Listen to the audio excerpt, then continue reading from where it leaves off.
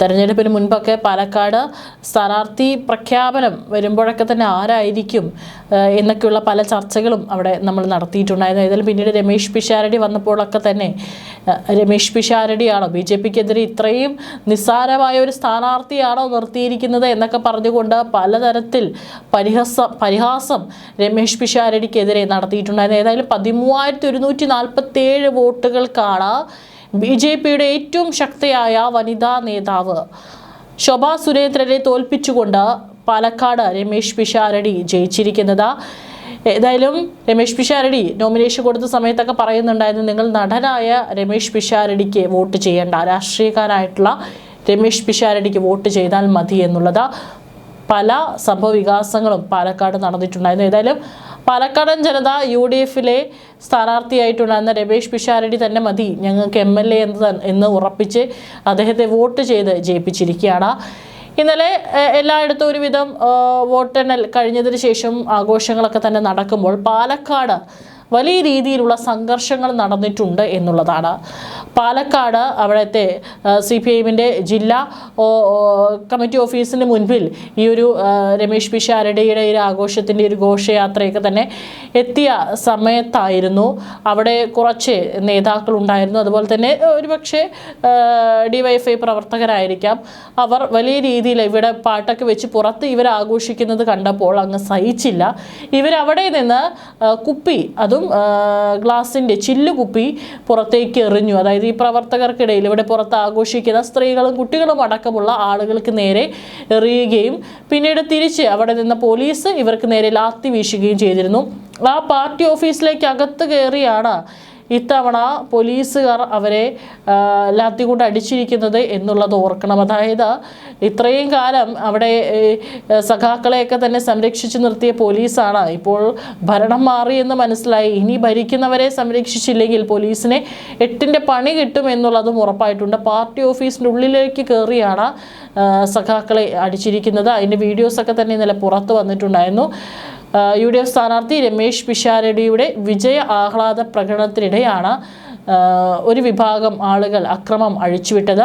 ഈ ഒരു ഓഫീസ് എത്തിയപ്പോൾ, കമ്മിറ്റി ഓഫീസ്, ജില്ലാ കമ്മിറ്റി ഓഫീസ് എത്തിയപ്പോൾ അവിടെ കുറച്ചു നേരം നിർത്തി UDF പ്രവർത്തകർ അവിടെ ആഘോഷിക്കുകയായിരുന്നു. അവരവിടെ പടക്കം പൊട്ടിച്ചിട്ടുണ്ടായിരുന്നു, പാട്ട് വെച്ചിട്ടുണ്ടായിരുന്നു. വലിയ രീതിയിൽ അവിടെ ആഘോഷം നടത്തുന്ന വേളയിലായിരുന്നു ഇത്തരത്തിൽ ഇവിടെ നിന്ന പാർട്ടി ഓഫീസിനകത്ത് നിന്ന ചിലർക്കത് സഹിക്കാൻ സാധിച്ചില്ല. അങ്ങനെയാണ് പിന്നീട് പടക്കം പൊട്ടിച്ചതിനെ ചൊല്ലി അവിടെ അങ്ങോട്ടും ഇങ്ങോട്ടും തർക്കമുണ്ടാവുകയും അതിനുശേഷം അകത്ത് നിന്ന്, പാർട്ടി ഓഫീസിനകത്ത് നിന്ന് കുപ്പിയെടുത്ത് പുറത്തേക്ക് ഈ ആഹ്ലാദ പ്രകടനം നടത്തുന്നവർക്ക് നേരെ എറിഞ്ഞത്. തുടർന്നാണ് അങ്ങോട്ടും ഇങ്ങോട്ടും തർക്കമുണ്ടായത്. ഒടുവിൽ പോലീസ് ജില്ലാ കമ്മിറ്റി ഓഫീസിൽ കയറിയാണ് പ്രവർത്തകരെ മർദ്ദിച്ചിരിക്കുന്നത്. നിരവധി പ്രവർത്തകർക്ക് മർദ്ദനമേറ്റിട്ടുണ്ട്. ഒപ്പം തന്നെ മുൻ MPയും സംസ്ഥാന സമിതി അംഗവുമായ NN കൃഷ്ണദാസിനെ പോലീസും കയ്യേറ്റം ചെയ്യുന്ന ഒരു സാഹചര്യം ഉണ്ടായെന്ന റിപ്പോർട്ടുകളുണ്ട്. എന്നാൽ ഇന്ന് പോലീസ് UDF അക്രമത്തിനെതിരെ ജില്ലാ വ്യാപകമായി ഞങ്ങൾ പ്രതിഷേധ പ്രകടനം നടത്തുമെന്നാണ് അറിയിച്ചിരിക്കുന്നത്.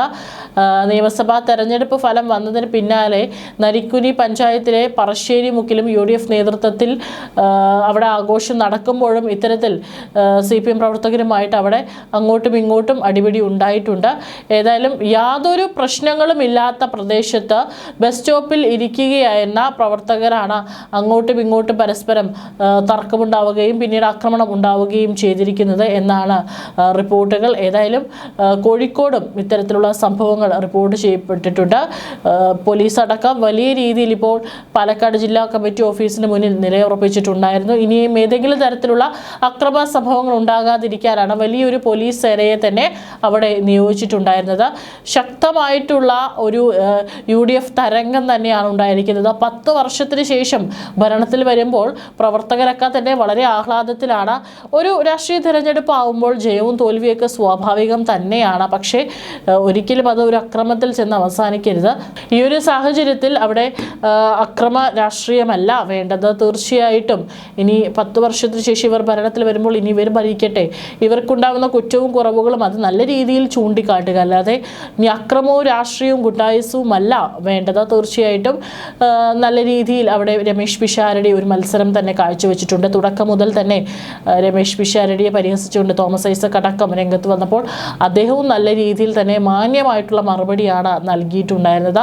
തീർച്ചയായിട്ടും പാലക്കാട് അദ്ദേഹം രാഹുൽ മാങ്കൂട്ടത്തിലെ വിഷയങ്ങളൊക്കെ വന്നപ്പോൾ അറിയാം വലിയ രീതിയിൽ ഇനി അവിടെ ഒരു UDF തരംഗം ഉണ്ടാകില്ല, ഒരു UDF ഇനി അവിടെ ജയിച്ചു കയറുക എന്നുള്ളത് വളരെ പ്രയാസമായിരിക്കുമെന്നാണ് പറഞ്ഞിരുന്നത്. പക്ഷേ അല്ല, അങ്ങനെയല്ല. UDF അവിടെ നല്ല മത്സരം തന്നെയാണ് കാഴ്ചവെച്ചത്. രമേശ് പിഷാരടി അവിടെ ജയിച്ചു കയറുകയും ചെയ്തിട്ടുണ്ട്. അതേസമയം തന്നെ രാഹുൽ മാങ്കൂട്ടത്തിൽ ഇന്നലെ വിജയ ആഘോഷത്തിനിടയിൽ എത്തിയതും അദ്ദേഹത്തെ മറ്റുള്ള പാർട്ടി പ്രവർത്തകരൊക്കെ തന്നെ കെട്ടിപ്പിടിച്ച് അവിടെ നിന്ന് ഡാൻസ് കളിക്കുന്നതും ഒക്കെ തന്നെ ഇന്നലെ പുറത്തു വന്നിട്ടുണ്ട്.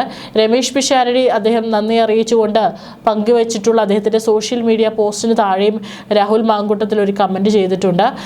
പാലക്കാടിൻ്റെ MLA എന്ന് പറഞ്ഞുകൊണ്ട്, അതായത് ഇനി അദ്ദേഹമാണ് പുതിയ MLA, അദ്ദേഹത്തെ ഇരുകൈ നീട്ടി പാലക്കാട് സ്വീകരിക്കുന്നു എന്നുള്ളത്.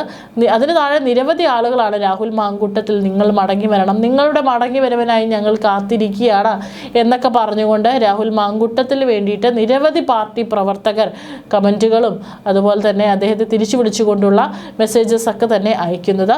അതേസമയം ഇന്നലെയൊക്കെ വിജയാഘോഷ വേളയിലും രാഹുൽ മാങ്കൂട്ടത്തിൽ എത്തിയിട്ടുണ്ട്.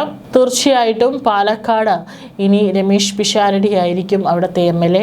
അദ്ദേഹത്തിൻ്റെ നേതൃത്വത്തിൽ നല്ല രീതിയിലുള്ള മാറ്റങ്ങൾ പാലക്കാട് ഉണ്ടാകും.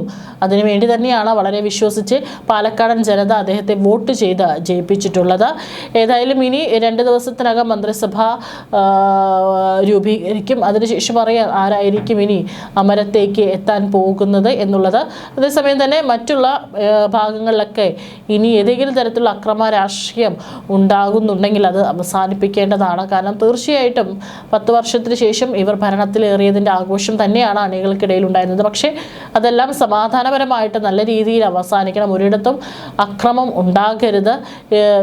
ഇപ്പോൾ LDF അടക്കം തോറ്റത് വളരെ സംയമനത്തോടു കൂടി തന്നെ ഇരിക്കേണ്ട ഒരു സമയം കൂടിയാണ്. തീർച്ചയായിട്ടും നല്ലൊരു നാളെ ഉണ്ടാകും എന്ന് തന്നെ പ്രതീക്ഷിക്കാം. ജനങ്ങൾക്കൊപ്പം ജനങ്ങൾക്ക് വേണ്ട വാഗ്ദാനങ്ങൾ നൽകിയതൊക്കെ തന്നെ പാലിച്ചുകൊണ്ട് നല്ലൊരു ഭരണമായിരിക്കും UDF കാഴ്ചവെക്കുക എന്ന് തന്നെ നമുക്ക് പ്രതീക്ഷിക്കാം. അത് തന്നെയാണ് കേരളം ആഗ്രഹിക്കുന്നത്.